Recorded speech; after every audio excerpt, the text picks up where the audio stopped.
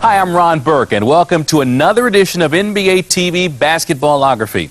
Today we profile one of the NBA's most exciting and intriguing players, the Philadelphia 76ers' Allen Iverson. He's one of those players who always seems to be the center of attention. Early in his career, that attention focused on his controversial image. But gradually, Allen has shifted the focus to what he does on the basketball court. He's become one of the NBA's elite players while earning respect around the league. So here is a look at the evolution of a superstar, Allen Iverson. I don't want to be Michael Jordan. I don't want to be Magic. I don't want to be Bird or Isaiah. I don't want to be any of those guys. You know, when my career is over, I'm going to look in the mirror and say I did it my way. Play to win, he don't play for stats. Brought the hood to the game and they love him for the braids and tats. If you're a hardcore hip-hop fan, then this album is for you. If you don't care about hardcore gangster rap, just don't buy it. People think because he has cornrows and might because he's black and from the hood, that he's bad. I think he should be thrown out of the league. Don't play no more NBA, and I think he should go to jail. I don't wear a suit. I'm not clean cut, and I get knocked for that. So all of a sudden I cut all my hair off and wear suits. Are you gonna love me then? I'm still gonna be the same person. He don't respect anybody, and he think he's God. He think he's G-O-D, God. And he forgot, hey, you got 4 other guys here that can play with you, okay? He remains raw and real and renegade, and always has been. And sometimes that helps you sell sneakers to today's kids, and sometimes it brings the police to your door. The big story on Action News tonight is the case against Allen Iverson. Mr. Iverson, can we ask you some questions? Mr. Iverson, can we ask you a few questions, please? Every relationship has ups and downs. You think y'all don't go through up and down? Come on, get a grip. Because AI is AI, we got to go through that, and we'll go through it. He is one of the most complex and controversial figures in all of sports. I didn't come to practice because I was out all night. You know, I hang out all night, all the time. He has been called selfish and disrespectful. I know it had to be disappointing for you that Allen's not playing tonight. Knucklehead. No, when you violate team rules, you got to have discipline. He has also been called courageous and loyal. Where's my coach? My coach, Coach Brown. This is, you know, this is a tribute to Coach Brown. You know, I know Allen deep down wants to do right. I think I just owe it to myself, my teammates, to be a better player and to try to be a better leader. And to many, Allen Iverson is simply confusing. Maybe I will do it different, but I mean, I don't know, man. I'm learning things day by day just like y'all, man. I'm human just like y'all. I just can play basketball, that's all. But surprisingly, the adjective that may be most telling is mama's boy. Few parents shadow their child's professional career into adulthood like Ann Iverson has. Every time I come in... She is not only Allen's biggest fan, she is his most constant companion. In the name of the Father, the Son, and the Holy Ghost. Bless my son, keep him safe, and let him in his day. When I look at him, I see mine. I don't see, you know, the Allen Iverson, everybody else saying, oh, he's good. They see his talent. You know what I'm saying? I see my son. Ann was 15 years old when Allen was born. But while her future was thrown suddenly into doubt, she never doubted the destiny of her son. I was brought up playing ball, okay? And I was 5 months pregnant on a court playing with Allen.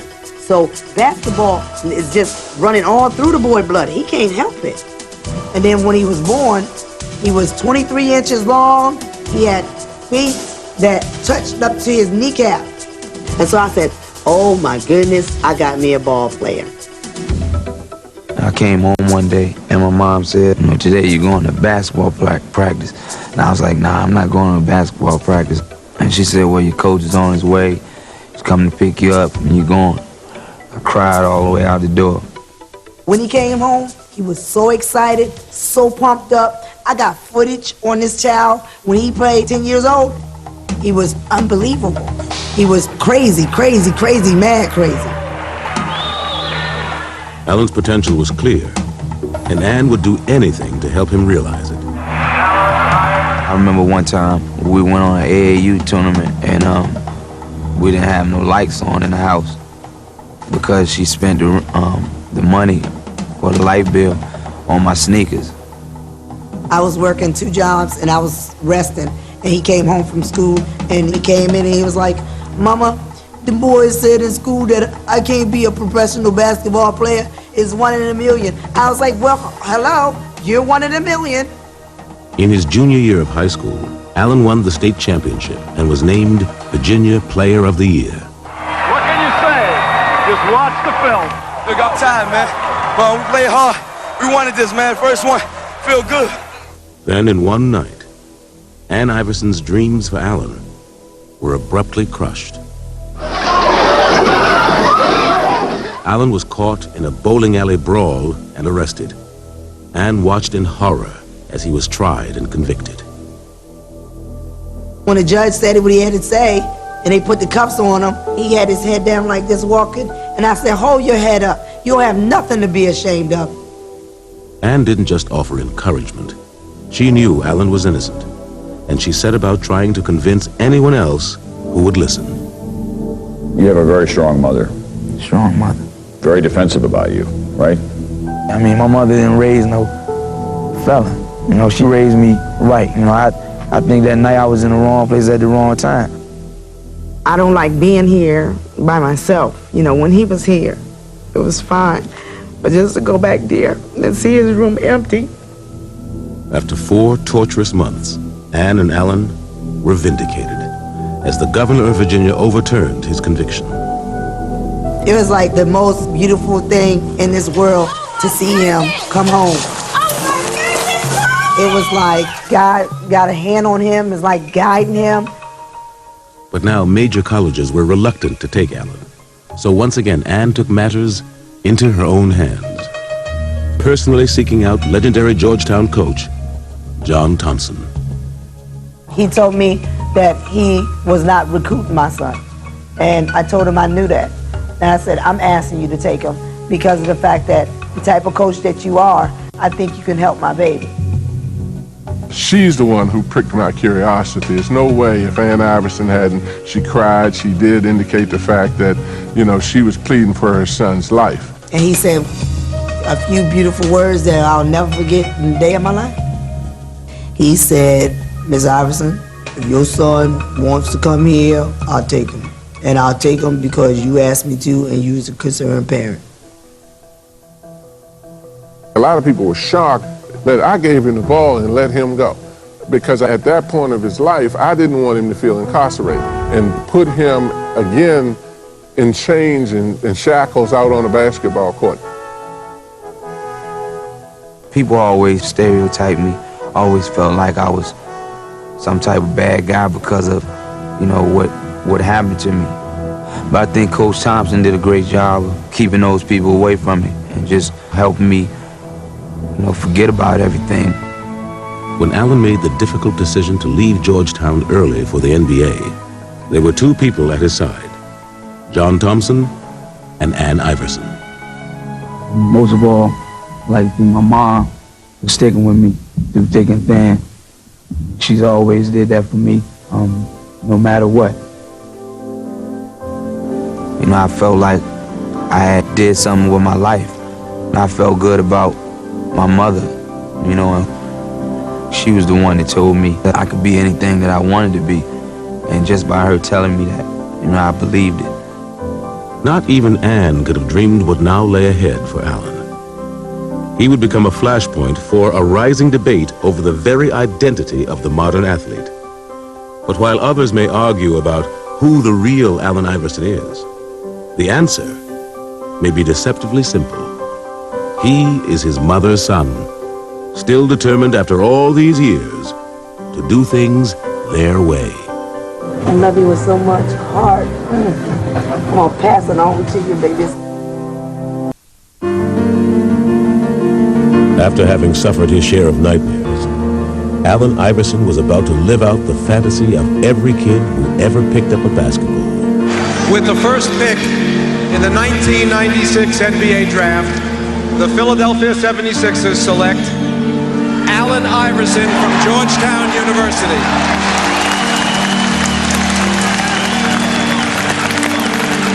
And there you see backstage Allen Iverson, the Georgetown sophomore. Ann and Steve, mom and dad. Family and friends back there. And what a tremendous moment that is for a kid, dreaming of this night, of being the first pick in the NBA draft, and it has happened for Allen Iverson. After everything that I've been through, you know, I finally made it to the, you know, the point that I really wanted to get to. It was like a tribute to all the people that helped me get there. It was just a great feeling. I felt like my life was starting to amount to something. It was just a huge climax for all of the life struggles that he had been through. He was the #1 pick in the 1996 NBA draft. A 6-foot guard out of Georgetown. Number 3, put him together for Allen Iverson. Iverson would hit the court running. Iverson all the way, yes! Raw lightning. Iverson, this is going to be something with Stackham. He slammed for 2. You are helpless when AI has it going on. Iverson, yes! The kid has come up big, brings his crowd into a frenzy. What a shot! I knew that once I got an opportunity that I was going to showcase my God-given ability. I just felt like the sky was the limit. Imagine some of Michael Jordan's best moves. Now, speed it up a little. Put that 45 on a 33 RPM. Boom. And that's Allen Iverson. Iverson accelerates, putting the speed on. He doesn't move like anything we know. It's quicker. Iverson determined to make it happen. Oh my goodness! I don't believe what I just saw. With the odds that he had already overcome, he wasn't going to let the game stop him. Iverson picked his pocket. At least once a game, this guy will do something that makes you just fall out of your seat.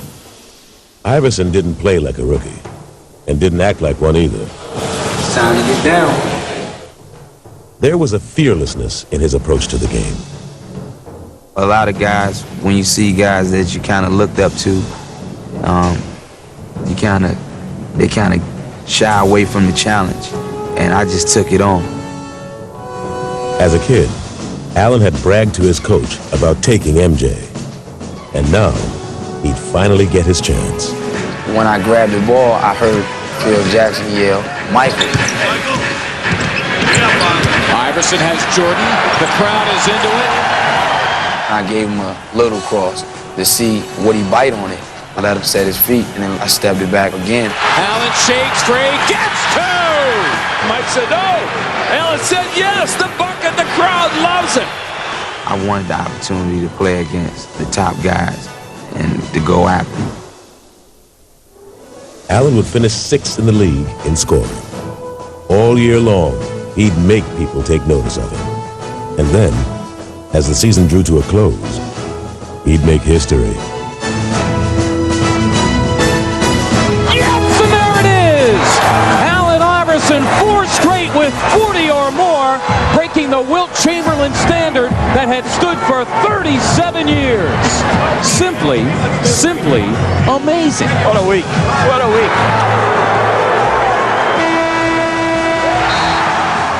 Iverson had taken his rookie season and made it into one big scrapbook. It gives me great pleasure on behalf of the Philadelphia 76ers to present our rookie, Allen Iverson, with the Schick NBA Rookie of the Year Award. Yeah! Now the world knows what we in Philadelphia have known, that Allen Iverson is one of the most exciting, most dynamic, most fearless players in the NBA.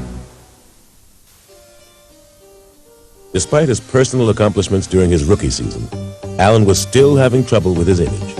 Some thought he was a selfish player. It was probably best summed up by Charles Barkley, who said, "It's me, myself, and Iverson." And that's the way he was perceived, and not necessarily wrongly so. My impressions of Allen before I came here was a guy that I really didn't want to, be on the same team with. I didn't know him personally. I just heard so many bad things about him. And to make matters worse, Allen had not made the Sixers a better team. Philly had won only 22 games, and so in the summer of 1997, they went searching for some direction. I feel great in introducing to you the head coach of the Philadelphia 76ers, Larry Brown. Yeah.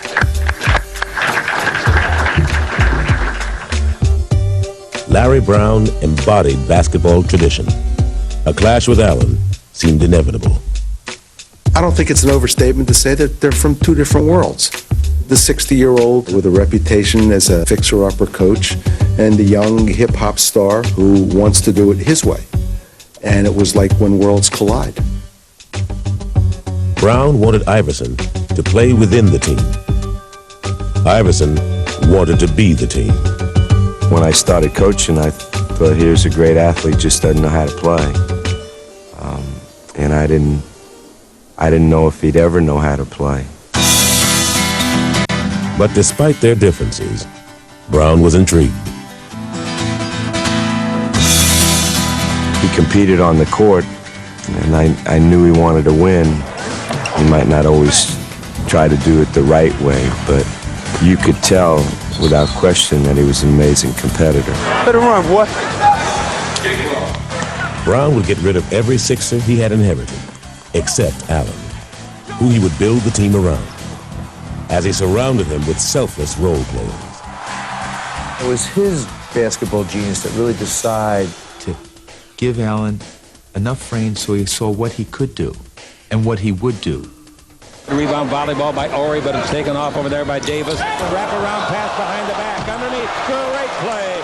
What a play by Iverson. That's Allen Iverson at his best. I could see a change for the better. I could see Allen inch by inch making progress. 6 to shoot. Mark Jackson with the ball in the backcourt. Iverson knocked it away, and Smith's vying for it. Allen, what a hustling play by Iverson, and a tremendous effort. I mean, fantastic. And the Sixers, Aaron McKee. With Iverson as their lone leading man, the Sixers began to reflect his personality. And they're on their feet. This house is rocking. And though Brown and Iverson didn't always see eye to eye, they began to make the Sixers better. In 1998, Philly won 31 games, and in 99, they became winners. The Stackhouse, and they stole the ball. McKee took it away. Sixers down 2. Iverson for the tie. Yeah! Oh, yes! During the 99 season, Iverson would be chosen as a first-team All-NBA player and lead the league in scoring. But more importantly, he would lead Philly back to the playoffs for the first time in 7 years. And despite being an underdog in the first round against Orlando, Iverson was undaunted. Man, you ready? Mark, you can't believe that. Oh my God. You ready? That was crazy. Yeah, I'm ready. I'm ready. I think it was the most exciting time I've ever been in an arena was that Game 3 in Philadelphia. Allen came out on the court to the music and the passion of the fans that it was just so electrifying. Orlando never had a chance. Iverson splits the double. That was like right up his alley. You know, the stage was set, roll the balls out, and let's play. Iverson, his 7th steal, tracked by Armstrong. Yes! Oh, beautifully done by Allen Iverson. That's an outstanding play. And there's Hardaway with a double. Snow and Allen chase him, and Iverson strips it away. Allen Bell's going to go to the Sixers. What a defensive play by Allen Iverson. Iverson now with 8 steals. Make it 9. It's a playoff record. Cruises and solos for 2. Allen Iverson, a playoff record, 9 steals. A charged-up Iverson would lead the Sixers to an upset victory that had the feeling of a revival meeting. I still remember this tingle to this day, that it was so much fun to watch him lead that team and to close them out. And though his Sixers would lose to the Pacers in the next round, Allen's career continued to take off.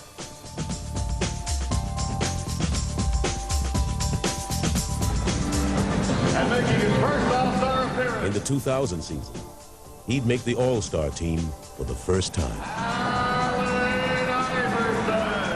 That was like just like a dream come true. I always watched every All-Star game since I can remember. You know, I always wanted to have the feeling that those guys had. Here's Iverson. Iverson from Carter. Count it plus the foul. It's something that I, cherish for the rest of my life. I always remember. But in many ways, Allen's image still overshadowed his accomplishments. From his clothes to his tattoos, to his cornrows, it all seemed like a do not disturb sign for the public. I don't want to be Michael Jordan. I don't want to be Magic. I don't want to be Bird or Isaiah. I don't want to be any of those guys. When my career is over, I'm going to look in the mirror and say I did it my way. But his way wasn't the coach's way. Allen was angry when Larry subbed for him. And Brown was frustrated that Iverson didn't follow all of the team's rules. I saw two sensitive individuals, two headstrong individuals, two individuals with so much talent who knew what they could do, and that they were almost the best at what they did. And when you have that mindset, let me do it my way, Coach Brown. Let me do it my way, Allen Iverson. We don't wait. We're not waiting. I was not trying to wait. I was not waiting. I didn't know where the screen was at. A breakup seemed inevitable. There were a lot of issues, and I didn't know if it ever could work. In the 2000 playoffs, the Sixers once again lost to Indiana. But this time, there were no moral victories. It seemed as if the relationship between Iverson and Brown had run its course. And though trade rumors began to swirl around him, Allen remained defiant. I'm still doing what I want to do. I'm playing on the team I want to play for. I'm trying to contribute, I'm not hurt by that.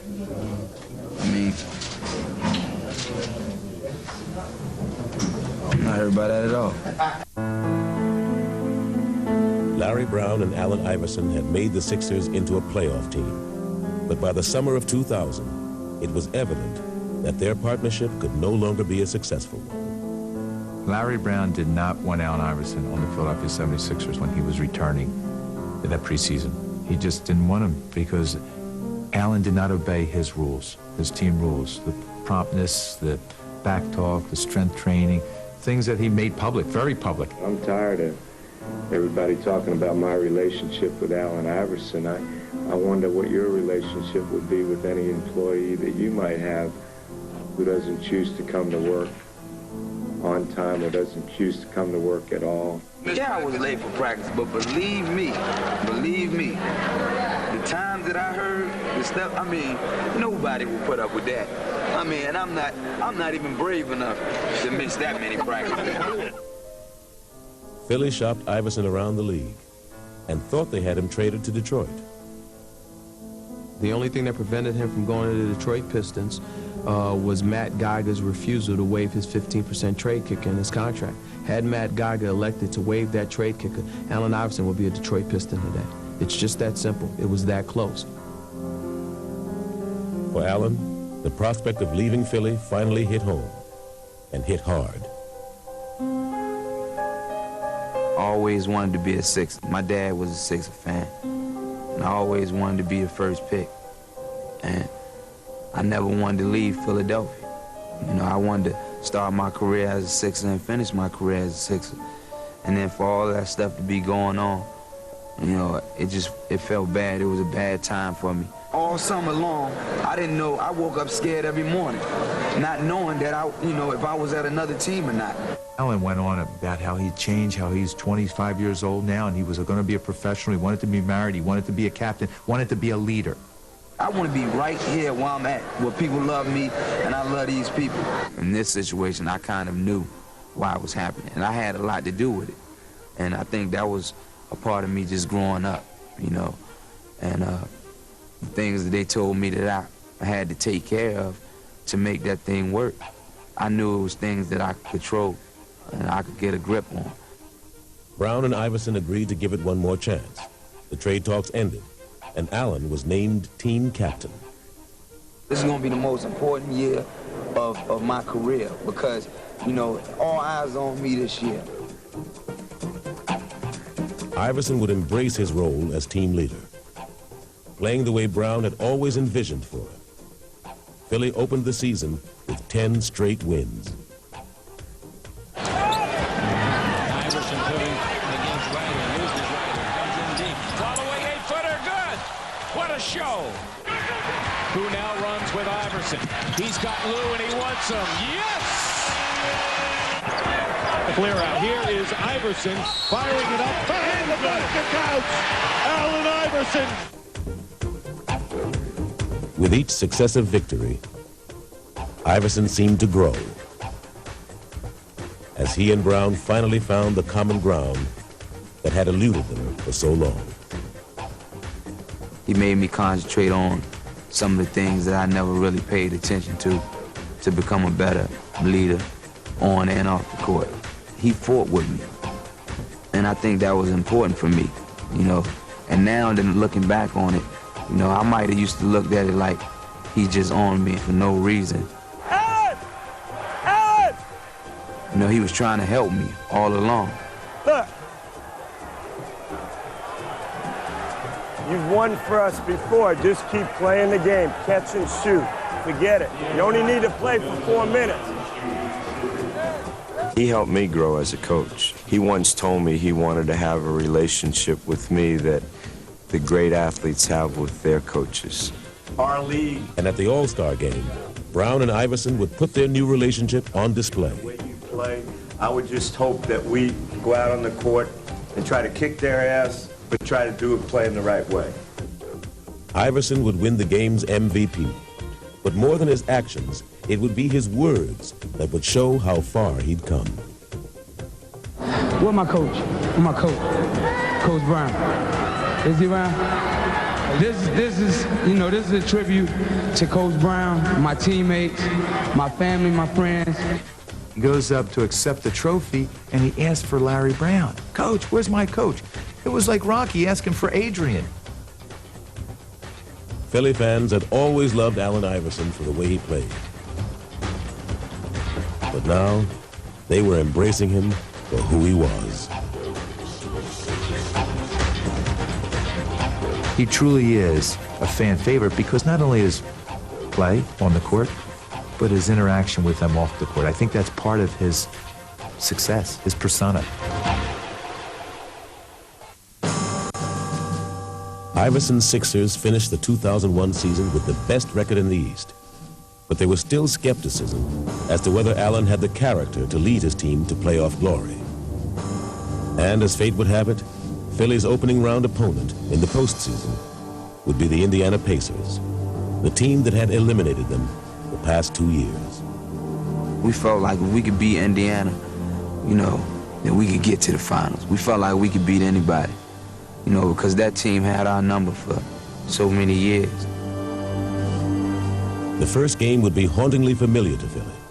Playing on emotion, they got off to a big lead. But in the end, they couldn't sustain it. We're winning the entire game. Winning the entire game against the Pacers, Reggie Miller and the Pacers. 3 seconds left to play. It's 78-76. Inbound the ball. Reggie comes off a screen, catches the ball behind that three-point arc, shoots. Miller, a three! Bang! Miller gives the Pacers the lead. Reggie Miller knocks it down, and this place is absolutely stunned. We lose by 1 point. It was awful.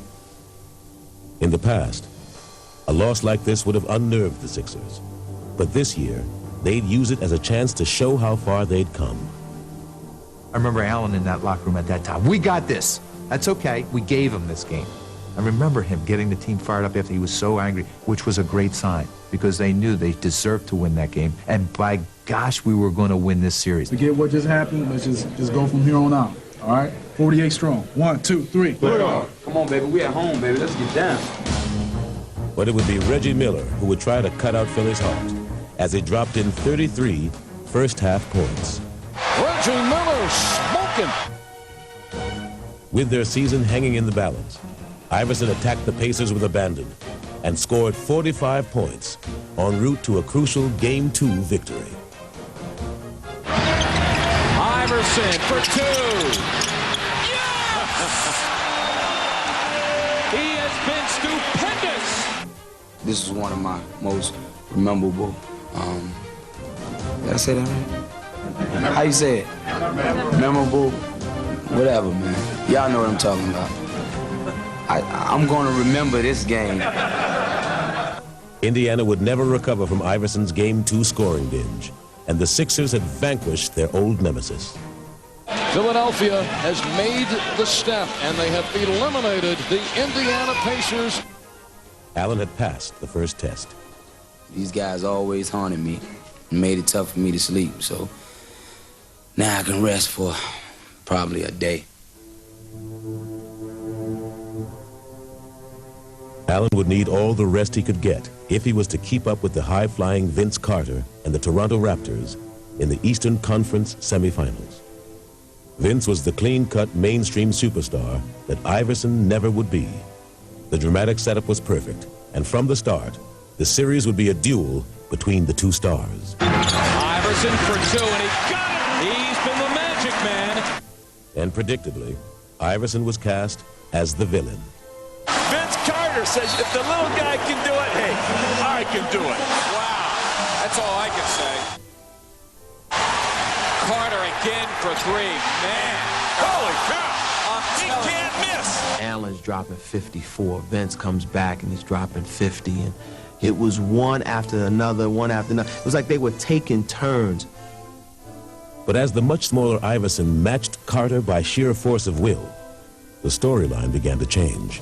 Iverson for the lead. Yes! And as the team split the first 4 games, Iverson was making his most persuasive case for acceptance on his own terms. Allen Iverson has scored the Sixers' last 19 straight points.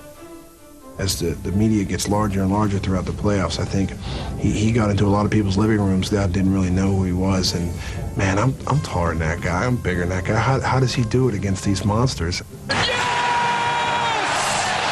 52 points for Iverson. He is the man. When you see the way people react to him, not only in Philly, but all over, it's kind of nice. You don't look at the tattoos or the cornrows. You just look at what's inside of him. I think it's the greatest story in sports. Before Game 5, the nation saw Iverson accept the league's MVP award. Every time I come in this gym, in this arena, I hear my favorite song. You know, y'all voices. So, it's time for y'all to play that song. Let's make this noise and get this party jumping. During Game 5, Iverson showed the nation why he was the MVP, scoring 52 points in a Sixer win. And he got it again! Oh, my goodness! And the little guy, the MVP, trots to the sideline, asking from the fans, let me hear you. But Vince Carter wasn't finished, and his 39 points led Toronto to a Game 6 win and set up a 7th and deciding game. Allen was ready. And then if you can't get going in this type of game, there's a problem, man. But Toronto was ready too, as they double-teamed Allen and bullied him all over the court. Iverson went down so hard, he has a hurt back, and he is grimacing in pain. Hurt and tired, Iverson would now be forced to adjust. I must tell you again, when they double, you got to go into some kind of passing game. The ball has to move. Brown couldn't have drawn it up any better, as Iverson foiled Toronto's plan by getting the ball to the open man. That's a nice find by Allen Iverson, trusting his teammates. Weaving his way through defenders, Allen would hand out a career-high 16 assists. Great feed by Iverson. He's a passing machine. And fittingly, the series would come down to a final shot. Sixers by a point, 88-87. Here we go. Antonio Davis will screen. Curry will play in. Curry looking for Carter. Carter runs to the near side. He stops. He shoots. His shot is up. It's off the rim. And the Sixers advance to the Eastern Conference Finals as Vince Carter misses a shot. Iverson had outdueled Vince Carter on a national stage, and it wasn't hard to see how much had changed. The thing that I'm proud of him is learning how to play. He was a kid that was so competitive, wanted to play 1 against 5 every possession. You know, I just see his game developing, and he wants to win so badly. Way to go. Allen had seemingly given all of himself to beat Toronto, and there were serious questions about whether he could summon the strength to lead Philly past Milwaukee in the conference finals. Milwaukee's Ray Allen skywalking. Underhand scoop by Ray Allen is good. As the team split the first 2 games, it was clear that Iverson was breaking down. He's hacked, fouled, driven on the ground, takes another bruise. I'm telling you, the little guy, he is something. He takes a beating. Nobody else in this league would be playing and laying it on the line like he is. You know, the kid has an incredible heart, and he's trying to play through it, and it's just pretty difficult. It's sore as hell. Yeah, but only because I started cramping up real bad. Finally, he was forced to sit out Game 3. He could only watch as his teammates battled without him.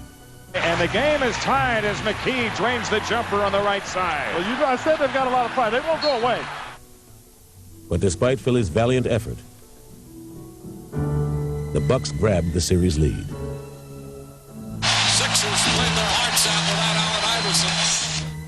I just couldn't wait for the opportunity to get on the court with those guys again and just try to take my game to another level. Just try to play just extra hard. Inspired by their performance, Iverson and his teammates would take 2 of the next 3 games and force another Game 7. Snow with 6 to shoot. Takes the outside jumper from the basket. Oh, my goodness. Jim, how about that with Eric Snow? Not Allen Iverson, Eric Snow. Iverson was a game away from the finals and wasn't going to be denied. Allen Iverson exploding here in Game 7. With one more brilliant performance, the answer put to rest all questions about his leadership. Iverson shoots a long 3 at the 3rd quarter. Buzzer, it's good! He drilled a 3! The MVP for 3 more! That Game 7 against Milwaukee was something that summed up Allen Iverson's not only 5-year playing career, but I think his life. What you saw was this man who believed in himself so much that you had to believe in him. Iverson runs down the floor. He puts his hand to his ear. He jumps with joy. He had an unbelievable 44-point performance here in Game 7. Reputations are made in the NBA playoffs, and Allen Iverson stamps his name in the annals of greatness.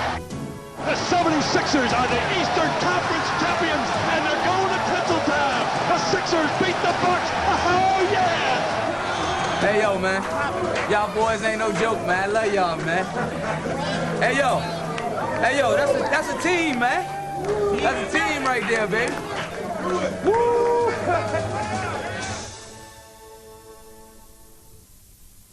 Well, good evening, everybody, and welcome to Game 1 of the NBA Finals. This one could be for the 8th. The Los Angeles Lakers could become the first team in history to run the table in the playoffs. They have already dismantled Portland, Sacramento, and San Antonio, and now they come in a prohibitive favorite against Philadelphia. It's all over tonight. Philly cheesesteak. Philly cheesesteak, baby. Iverson, he might get a couple points, but that's it. It's Allen Iverson and Shaq. Truly a David and Goliath story. Let's get dirty. Let's get dirty. As the 2001 NBA Finals opened, the idea that the Philadelphia 76ers, led by 6-foot, 160-pound Allen Iverson, could defeat the defending champion LA Lakers and their 7'1", 330-pound superstar Shaquille O'Neal seemed absurd. Who can stop the Giants? The Lakers had gone undefeated during the playoffs, and in Game 1, they took an early 13-point lead on Philly and looked ready to knock them out. Just calm down, guys. All it's on them. All it's on them. They're supposed to win. We ain't even supposed to be here. Iverson and his Sixers may have been down, but they weren't out. In fact, they had the Lakers right where they wanted them. What an incredible shot by Iverson. The Philly comeback, like Iverson, would be relentless. Throughout the playoffs, Iverson had willed his team to victory, and he wasn't ready to stop now. Cross-court skip is picked off by Iverson. Down the floor he goes against O'Neal. Allen by the big man. Scoop layup is good. A foot race. The tortoise and the hare. Steal by Iverson. Back on Bryant. Easy layup. He is fearless. This young guy is amazing. But casting a shadow over the hopes of the Sixers was O'Neal. Ooh, slam over the top of Mutombo. And Shaq powered the game into overtime. Take a deep breath and understand we got 5 minutes to get one up on these. All right? 5 minutes. But once overtime started, the Lakers seemed to have order restored. They had the momentum, the crowd, O'Neal, and the lead. But Philly had the answer. One thing about Iverson, there is no quit in him. You just know he's got a couple of bullets left in his holster. You just know he's coming at him. Here's Allen Iverson outside the arc. He tees up a three. It's good. He drilled it. A three by Allen Iverson. 1 minute to go in overtime. What a comeback here. The Lakers had the Sixers on the ropes. They come fighting out of the corner. Here's Iverson. Lou, the defender, stays right with him. Allen wants to go. Wants the baseline. He fires two ball. Got it again. He's way too good. He steps around Lou and drilled it. 7 straight points by Iverson. Looked like he was dead in the water. Sixers shocked the world with a Game 1 victory here over the world champion Los Angeles Lakers. We ain't do that yet. We got a long way to go. They can put the rooms up, though. Ain't gonna do none of that. As long as you leave everything out on the basketball court, I mean, you can go in the locker room and look at the mirror and feel good about yourself, and that's important. But when you don't leave it all out there, then, you know, kind of feel like, you know, you as a person, kind of suspect. How you like LA? Love LA, man. That's where the stars at. That's where the stars are born. I heard that, but they're born in Virginia too. When I met you, was like 17, man, young boy, shy. Now he's 26 years old, NBA MVP, big man on campus. Allen's journey had taken him farther than he ever could have imagined. He had made it to the NBA Finals, and it was a celebration of everything he had accomplished. Happy birthday to you. Thank you.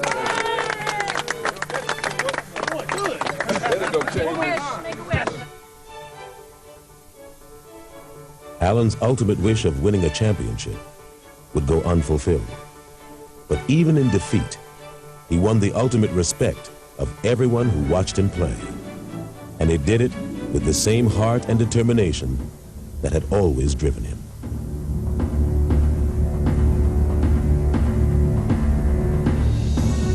Just to see his desire to win was something that I really marveled at.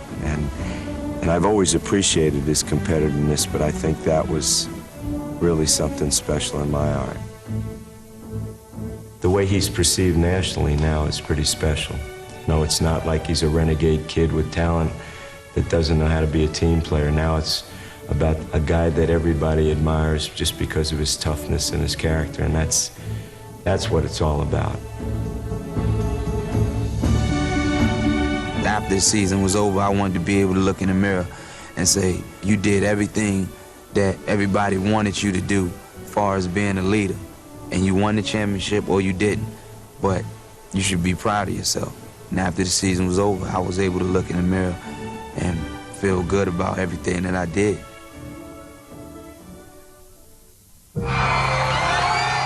The end of the 2001 season closed the door on one part of Allen's journey. But another part is just beginning. And as far as he's come from his earlier struggles, Allen is still only glimpsing the potential that lies ahead.